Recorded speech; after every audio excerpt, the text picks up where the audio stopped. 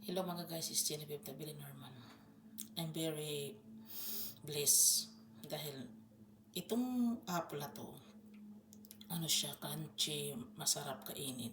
Since hindi ko naman siya, I did not watering, parang naman yung dating niya, parang namangit siya. But anyway, I'm blessed to you. I'm very happy na kaganyan ka na after all.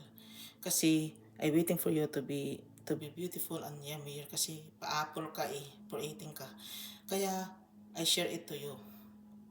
This is ours. We have two kinds of apples, guys. This is red and the other is family apple. Guys, I share it to you, guys. Kumuha na kayo. Ang dami niya, no? Mahal pa naman yung apple sa Pilipinas at saka nag-inflation. Kumuha kayo guys, kainin ninyo. Ito kasi nag-iisa lang ako. Ayoko mag-share kasi iwan ko. I-juice ko ito at saka i-sell. Guys, dito na lang ako. Maraming salamat. Babo.